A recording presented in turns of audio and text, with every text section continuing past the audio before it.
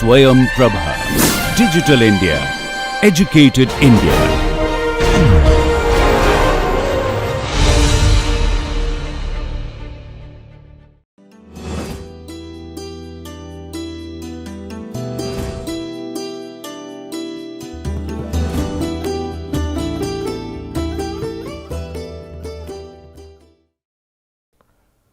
Welcome to Module E, Lecture 5. In this lecture, we shall continue our discussion about intersection control and critical aspects of operation. In Lecture 4, I introduced to you about two types of signal controller: pre-timed controller, actuated controller, could be fully actuated, semi-actuated, coordinated actuated. Also introduced to you operational modes for the turning movements. The turning movements could be protected, could be permitted or protected permitted combination. Also mentioned to you about phase diagram and ring diagram, and we discussed how we can identify the critical length group or critical volume. With this background, today let us try to identify and understand a few critical aspects of flow at signalized intersections. So, we are talking about how the flow happens and some of the critical aspects related to the flow at signalized intersections. Look at this curve. This is very fundamental and very important. How the flow happens when the signal turns from red to green and also again eventually go back to red. So, look at this curve. The x axis indicates the time. You can see below, up to this point it is red. So, the y here is the rate of discharge. So, you have 0 discharge till the time the signal indication is red, but then the signal turns from red to green. You can see here in this curve, the rate of discharge does not go to its maximum. Here it is the maximum rate of discharge, which we call it as saturation flow. So, the immediate discharge does not happen at the rate of saturation flow, because it takes some time for vehicles to proceed through the stop line, and eventually the operation will be in such a manner that the flow will be equivalent to saturation flow or discharge. So, that is the way the rate changes, starting from 0 to gradually going up over a few seconds and eventually reaching to a maximum beyond which it cannot go for a given situation. Then as signal becomes green to amber or yellow, once the green is completed, then the signal turns into yellow before giving red. So, when the yellow is initiated, after that also it is not a machine, like you turn into from red to green, immediately discharge will be at its peak, or you turn from green to directly we cannot do, but if you suppose you turn from green to red, discharge will immediately become 0. It does not happen, right, because the behavior of vehicles, behavior of drivers, there are several other aspects which are involved. That is what we are going to do, going to discuss today. So, when the signal a green is completed and the yellow is initiated, yellow tells precisely the drivers that stop unless stopping is unsafe. So, what is the message that yellow is trying to say? Stop unless stopping is unsafe. So, obviously, first few vehicles immediately the signal turns from green to amber, they cannot stop all on a sudden. So, the flow happens, but flow happens now at a lower rate than the maximum discharge, gradually coming down and eventually becoming 0. And then you can see after yellow there is something called all red, a small portion of the red, and when the all red is over, then the conflicting movement is given green. So, the green line here as I am showing, it does not start immediately after yellow. This portion is called all red, that means all approaches. This movement also is getting red, conflicting movement also is getting red. It is only after all red time the conflicting movement is giving green. So, with these basics about this figure, let us go for further discussion. First, the concept of discharge highways. The first highway is the time lapse between the initiation of green signal and the time when the front vehicle or the first vehicle and its front wheels cross the stop line. That is the headway, first headway. Then second headway is the time lapse between the time the first vehicle's front wheels cross the stop line and the time the immediate next vehicle, that is the second vehicle front wheels again cross the same stop line. The time gap is the second headway. Now, here I am trying to show you how the headway changes depending on the vehicle position or over time, you can call it both. So, you can see clearly the headway will be higher for the first few vehicles, gradually coming down and then become almost like steady. So, if I consider homogeneous vehicle, perfect lane discipline, all are say cars, right, same characteristics, then gradually it will come down and reach to a steady state. So, that steady state headway, that the steady state headway is called the saturation headway. Obviously, discharge will be maximum when the headway is saturation headway. So, by the time it is reaching to saturation headway, if I now go back, you are actually now started getting the rate of discharge with that saturation headway, or the discharge is actually saturation flow, the maximum discharge that is possible. But as I said that it is not that green, red, it becomes green and immediately you start getting discharge at a rate of saturation flow, that does not happen, right. So, first few vehicles taking longer time.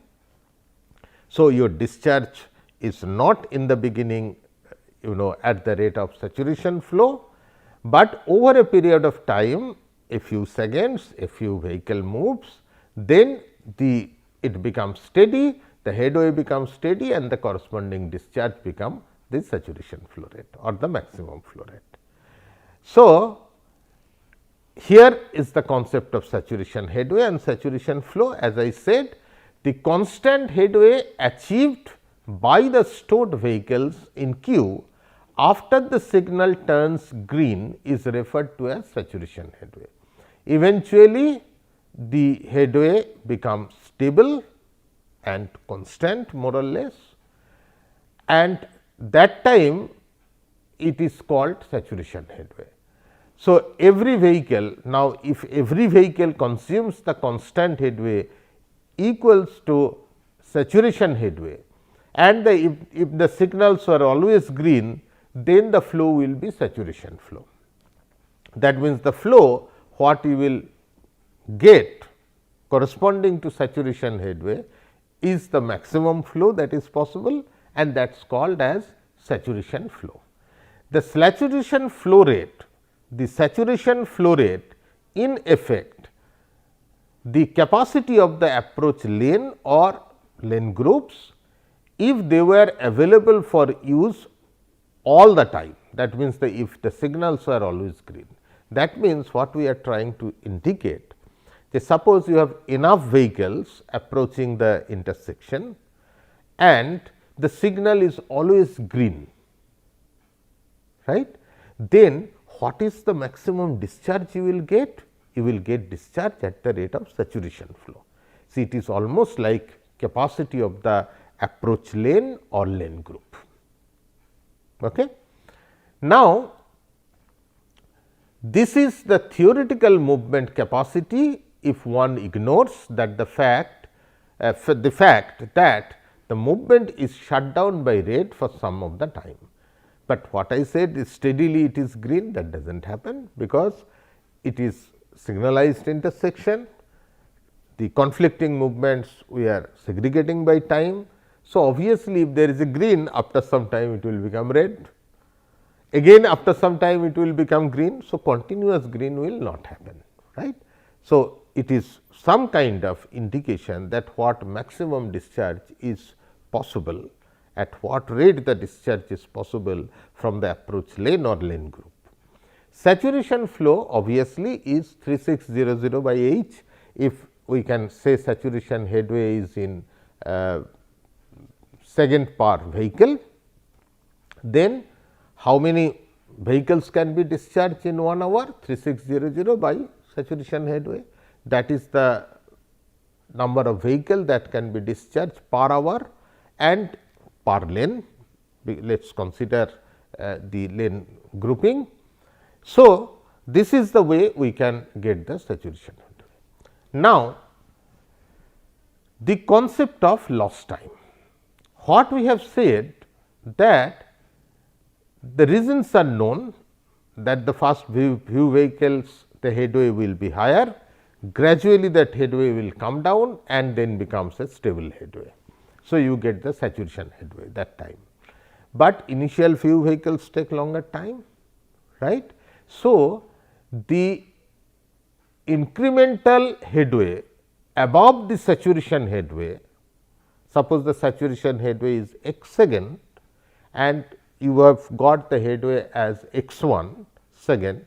So, x 1 minus x is the additional time or additional headway over and above this in saturation headway. So, if for the first few vehicles, if this additional incremental headway or additional headway, if you add together, that is the lost time, because that time is the additional time over and above the saturation headway. And why that time is lost? That time is lost simply because the signal turns from red to green. Because of this change from red to green, this startup loss time is happening. This is also called startup loss time. Okay. Now, in this figure we can represent it like this, that the way the discharge happens, some vehicle are already discharged, listen carefully, some vehicle are discharged, but only thing it is not at the rate of saturation flow. So, whatever total vehicle number of vehicles or total vehicles are discharged during this time, if I consider discharge at the rate of saturation flow, then what is the time? That time is actually not lost, because what I got is the saturation flow, what I got is equivalent to saturation flow for that period of time. So, the remaining time is the lost time, that is what is shown in this figure. So, you can see it is something like at this point only it becomes steady.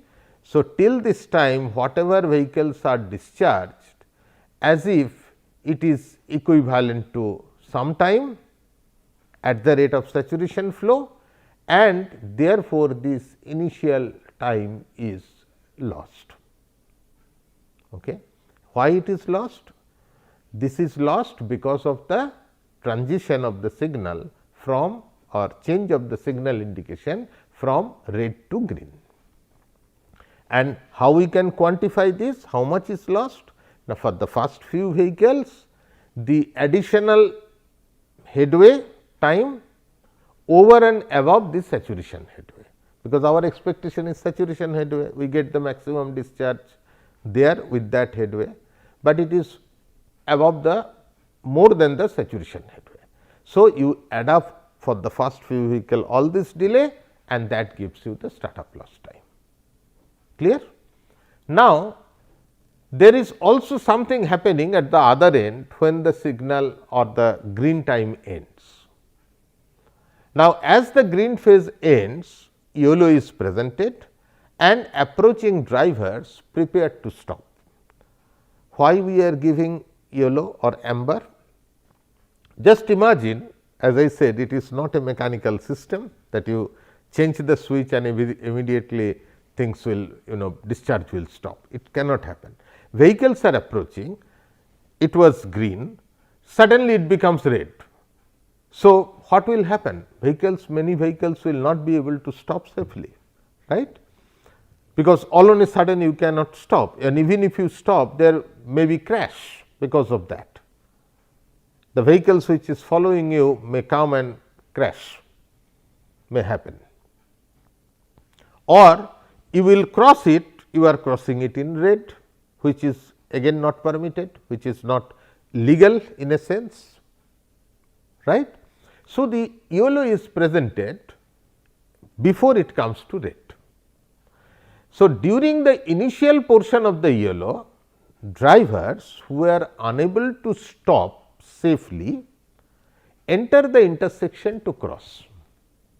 That means, it is not illegal to cross the stop line in YOLO, but remember that does not mean that I should drive aggressively and try to cross the intersection or stop line in YOLO time.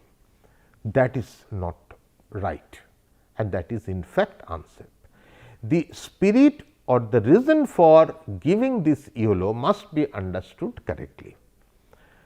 As I said, if you are approaching, suddenly the green time ends and you are traveling at a certain speed, maybe closer to the stop line, and that time if you want to really stop, you probably cannot stop because the distance is too short for you to come to a stop safely, or even if you do that, the vehicle which is following you may crash with your vehicle. So, that is the reason the green time, the amber is given, so that the first few vehicles who cannot stop safely can cross the stop line and cross the intersection legally without any issue. But if you can stop safely, if you are at that distance, you should actually stop. So, that is what I say what the amber tells you. Amber tells you stop unless stopping is unsafe, right. Then once you know that green, after that it is YOLO or amber. After that a all red is also given. Why the all red is also given? Just imagine the last vehicle which enters legally in the intersection by crossing the stop line enters when the signal is YOLO, and now the signal just turns green. So, the last vehicle which has entered legally in the intersection in YOLO time should be able to cross these intersections before a conflicting movement starts. Otherwise, what will happen? You just YOLO is terminated, it becomes red, and immediately the conflicting movement you gave green. So, the last vehicle is still in the intersection, it has not been able to clear the intersection and the conflicting movement is also allowed. So, the crash may occur, high chance of crash. So, to avoid that, there is a all red time. That means, this movement is stopped giving red. So, no more vehicle can cross legally, enter the intersection, but the other movement is also not given green for a few seconds, which is the all red time, to ensure that the last vehicle which has entered the intersection, it crosses the intersection safely before the conflicting vehicle starts moving. Clear? So, if we consider all this, then what is the lost time? Lost time is actually yellow plus all red, but is it that the whole yellow and all red is lost? Answer is again no. Because when it was yellow, of course, the discharge was not at the rate of saturation flow, but some vehicle crossed. So, if I consider how many vehicle crossed and then what is the saturation flow rate, that means the number of vehicle crossed once the green is terminated, how many vehicle are crossed, that is equivalent to what time at the rate of saturation flow. Now, that time is actually then not lost, because whatever discharge you got, some vehicle crossed the stop line once the green is terminated. So, what is the equivalent time at the rate of saturation flow, right? So, that time is actually called end gain, because you have not lost the time. At end gain, that amount of time E, you actually got discharge equivalent to effective green time, equivalent to discharge saturation flow rate. Okay? So, that is not a part of the lost time. So, yellow plus all red minus, since these vehicles have gone and it takes time E to discharge these vehicles at the rate of saturation flow. So, minus E, E is called the end gain. So, the total lost time is how much? Total lost time is then startup lost time plus end lost time.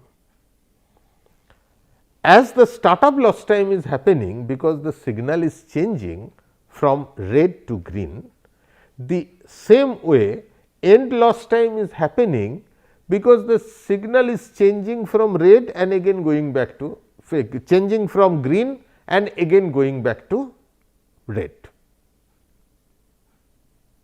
So, the startup lost time and end lost times both are happening, because the signal indications are changing. It is not always green, it is coming from green, red to green and again going back eventually to red with amber or yellow in between. So, this startup lost time and end lost time, every time the cycle, every cycle you have to face this, right. So, now coming to the concept of interval, I have already told what is interval. Interval is a period of time during which no signal indication changes. That means, if a movement is getting green, it will continue to get green.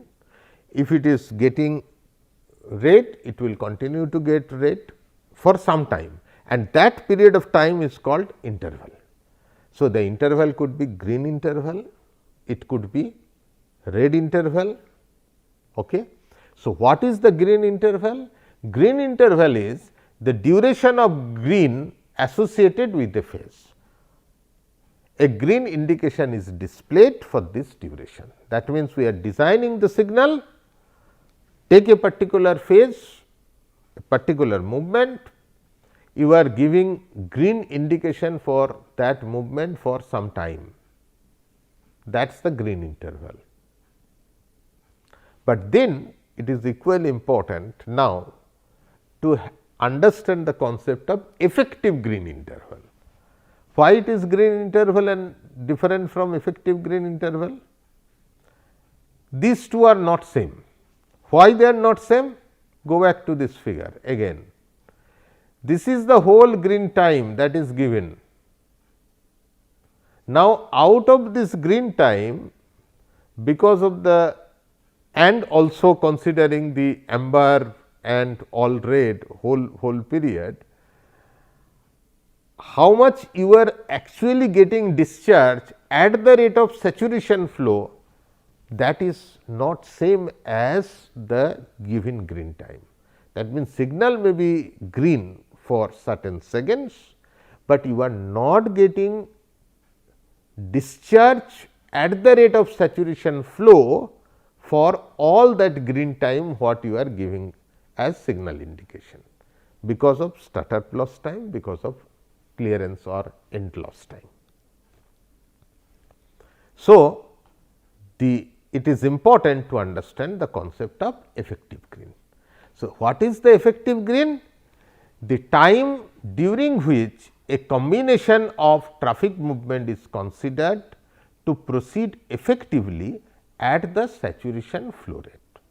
That means, for example, if 60 second is the green, but I could get equivalent discharge at the rate of saturation flow for 50 seconds, then my green time is 60 second, my effective green time is 50 seconds. Example only. Now, then how we can calculate the effective green time? So, effective green time for at which or during which you are getting discharge at the rate of equivalent discharge at the rate of saturation flow rate. So, the actual green time plus yellow and all red time, notice that it is capital Y I. Capital Y means sum of yellow and all red. So, green time plus yellow plus all red minus total loss time in the beginning, in the end. Startup loss time, end loss time or clearance loss time. So, green plus yellow plus all red minus total loss time, that is the time when you got a discharge, equivalent discharge at the rate of saturation flow rate, correct. Now, let us go to the next slide, yellow change interval. Now, it is the duration of the steady yellow signal indication following the green interval indication, which is used to warn the traffic of an impending change in the right of way assignment. As I said, you have red interval, you have green interval, then we have also discussed about the concept of effective green. Now, there is a yellow change interval. So, during which the signal remains yellow. We know why we are giving it, I have explained it. But then now the question comes, how to select this change interval? How many seconds? How long I should give green, amber or yellow? Understand that if inaccurate change interval is given, then that may lead to creation of a dilemma zone. What is the dilemma zone? In which you will get a zone in the approach, which will be dilemma zone. I will explain it again further. What is dilemma zone? In that zone, if vehicle is there, those vehicles cannot, neither can stop safely before the stop line, nor clear the intersection without speeding. As I said, the spirit is not that you accelerate and clear the intersection in green time. You should be able to clear in a normal manner, right. So, you will get a zone where the vehicles will neither be able to stop safely, nor will be able to clear the intersection without speeding before the red signal comes on. Let me try to explain this. This is again very important concept. Why we give amber?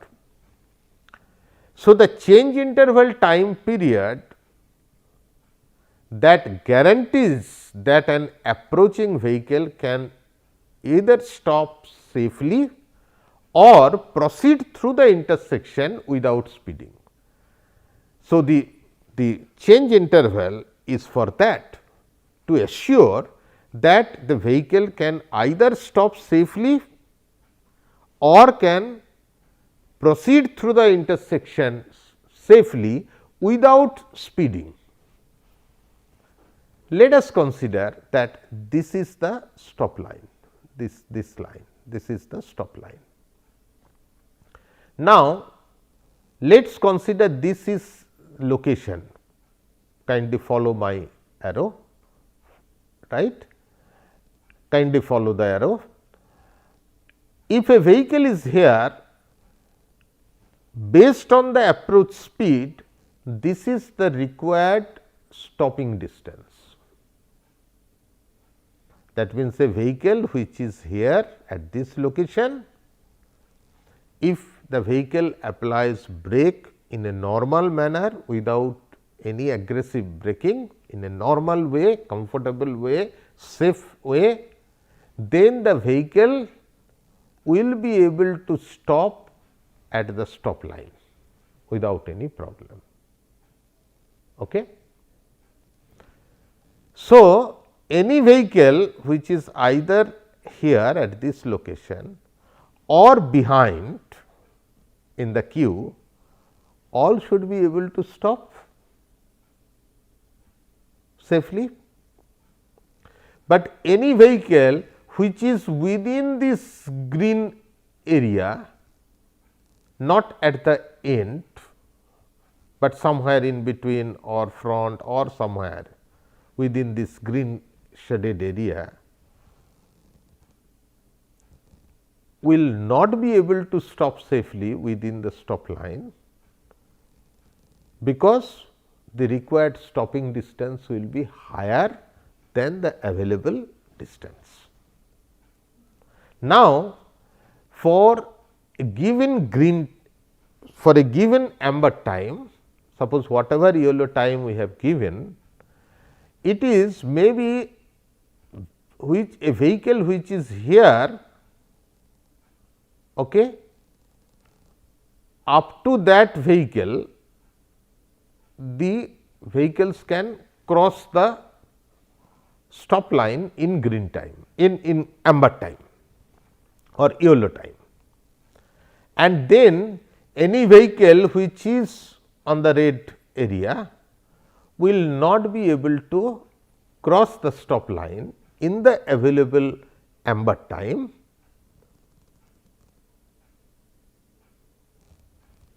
right. So, what will happen? Vehicles which are here in this white area, they can clear the intersection, they will cross the stop line within yellow. Vehicles which are this point onwards on this side, follow the cursor movement, they will also be able to stop safely, because available distance is equal to or higher than this required stopping distance. But then what will happen to the vehicle which will be in between this area? This is called dilemma zone. What is happening in this area? If a vehicle is placed in this area and if you do not have adequate amber time, then these vehicles neither will be able to stop safely at the stop line, because the stopping distance required is higher than what is available at that point, nor they will be able to cross that intersections without speeding or without aggressive acceleration, which is again not desired, right. They will neither be able to clear the intersection, nor they will be able to stop safely. That is what is the dilemma zone. So, for the dilemma zones to be eliminated, if we do not want any dilemma zone, then my x 0 must be equal to x c. What is x 0? X 0 is this distance, what I have showing, maximum YOLO passing distance. That means, whatever YOLO time you have given, vehicles which are here up to that, they should be able to clear the intersections within amber time. And what is xc? Xc is the required stopping distance for a vehicle approaching the intersection with a given speed. So, the difference between xc stopping distance minus maximum YOLO passing distance is the dilemma zone. So, if we do not want the dilemma zone to remain, then x 0, the maximum YOLO passing distance, has to be equal to the stopping distance, then there is no dilemma zone. Now, IIT Institute of Transportation Engineers, they say how much should be the YOLO change interval. You can use this simple formula. This is a very simple formula. Y equal to t plus, you can see, is a function of V85, deceleration rate and the gradient. So, what is t? T is the YOLO perception reaction time. Always for any such calculation, you have to consider perception reaction time, and the other one basically is how much time it will take to stop if you are travelling at a speed V85. What is V85? V is the 85th percentile approach speed. Vehicles are travelling at different speed. So, it is taken as 85th percentile speed. The remaining calculation is easy. Now, rate clearance interval, I said that why we need rate clearance interval. The last vehicle which is entering legally in the intersection should be able to cross the intersection, clear the intersection safely before colliding with a conflicting vehicle. So, how that interval can be calculated? That is equal to W plus L. What is the width of the intersection? If it has to clear the width of the intersection, plus L is the length of the vehicle, divided by what is the speed? V85, 0.28 comes because of the conversion, kilometer per hour to meter and all such conversions. That is the thing, minus it is saying T s. What is minus? It is saying T s.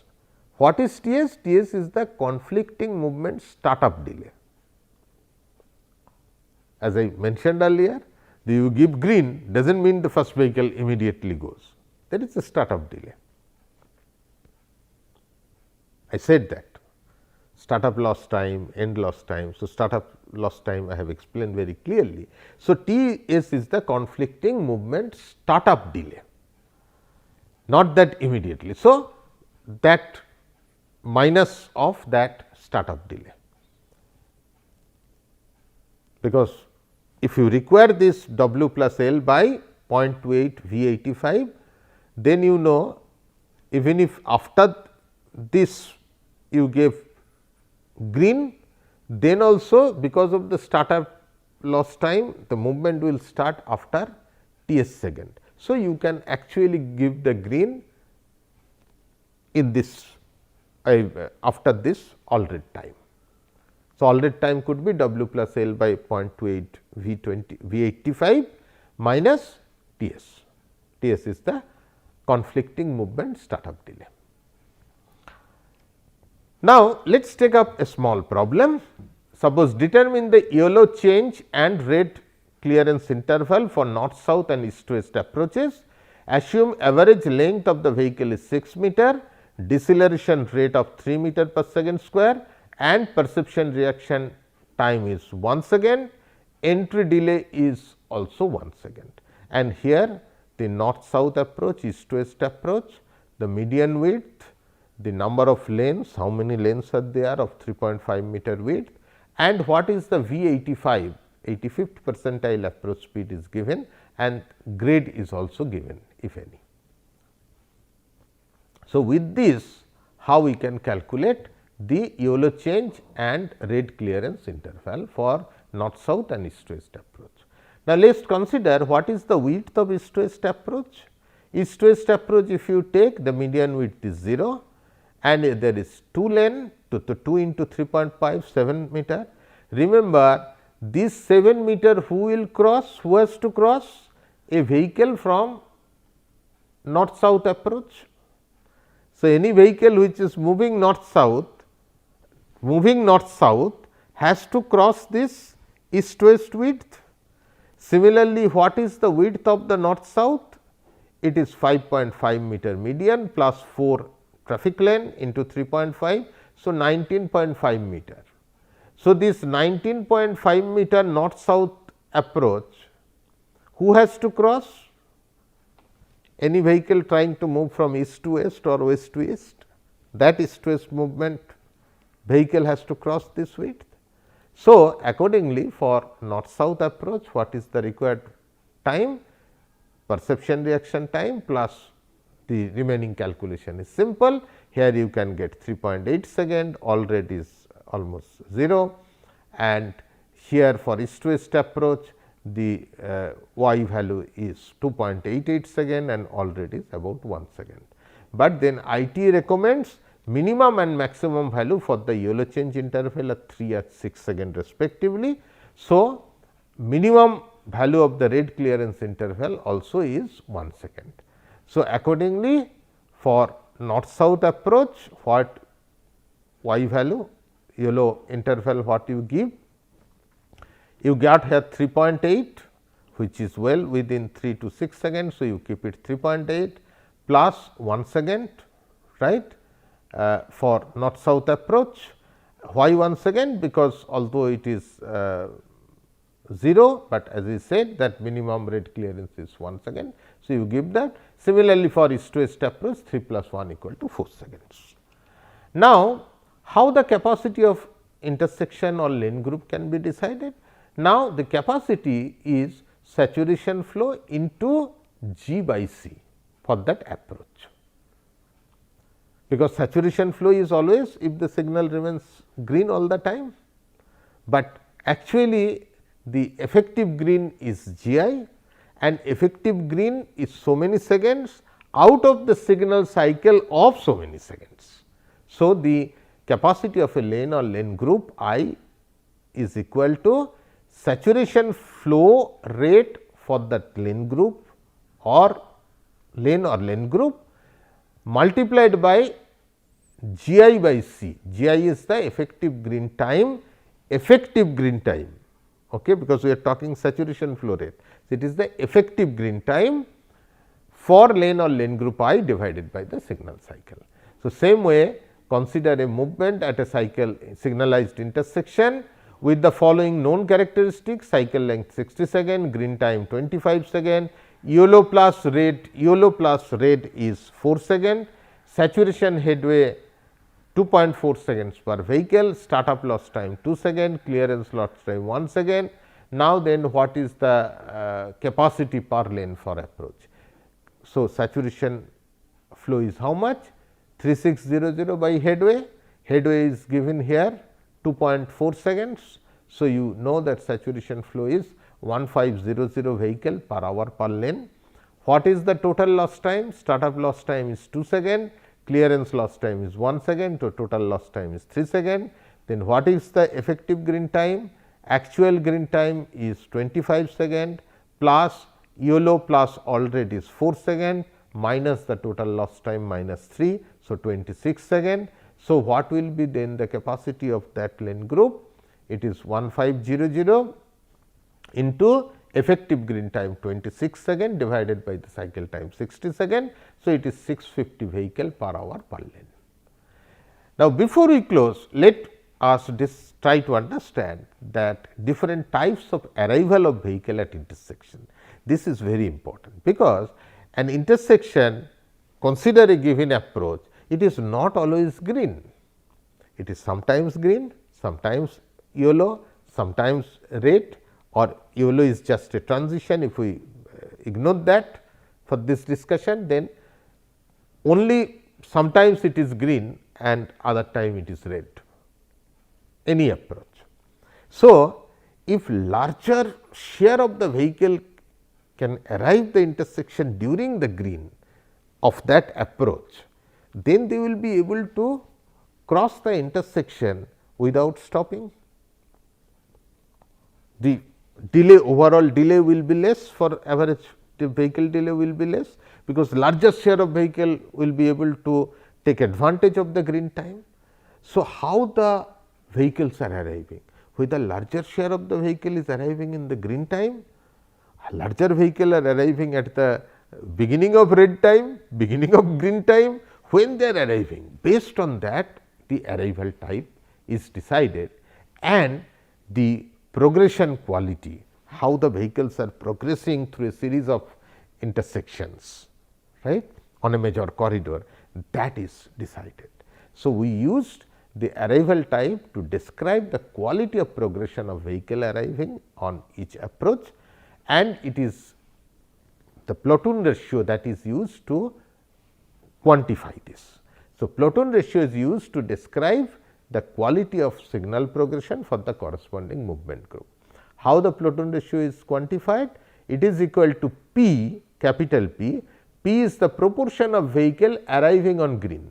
That means, in a signal cycle, how many total vehicles are arriving typically, out of those vehicles, how much percentage of vehicle is arriving on green. Higher this value, better will be the progression, divided by G by C. G is the effective green time and C is the cycle length. This interpretation you know. So, based on that, different threshold values are given. So, for example, default values of RP is 0.333, it is called arrival type 1 and indicates progression quality is very poor. Similarly, the best is arrival type 6, default the threshold value of platoon ratio is highest here among all these values, and that includes exceptionally good progression, right. So, in between, as you are going higher and higher, worse to you are going towards better, further better, right, and arrival type 6 is the best. So, here it is said that arrival type 1, remember that arrival type 1 is RP value is the lowest, right, and very poor progression. So, obviously, it contains over 80% of the lane group volume and arriving at the start of the red phase. So, majority of them arriving at the start of the red phase. So, network link may experience very poor progression quality. Arrival 2 is little better, because moderately dense platoon or displaced platoon containing 40 to 80% of the lane group volume, arrival in the middle or throughout the red phase. Unfavorable progression again, little better, but still bad. Similarly, 3, it is almost like a random arrival, main platoon contains up to 40% of the lane group volume, right, not higher. Highly dispersed platoon observed at isolated intersection, arrival type 4, further improvement, moderately dense or dispersed platoon containing 40% to 80% of the lane group volume, arrival in the middle or throughout the green phase, switching over earlier through in the beginning or throughout the red, now in the beginning or throughout the green. Similarly, as you say 5 and 6, 6 is the best. As you are going, you are actually better progression you can expect. So, once we know the this platoon ratio and we can know the arrival type, we can know what will be the quality of progression. So, what we discussed here is the concept of saturation flow, saturation headway, startup loss time, clearance loss time, then the green, red change and clearance interval, and the very importantly the concept of dilemma zone, then how to calculate the capacity of a lane group and how the arrival types can be captured using platoon ratio, and then how the progression can be judged based on that. Thank you so much.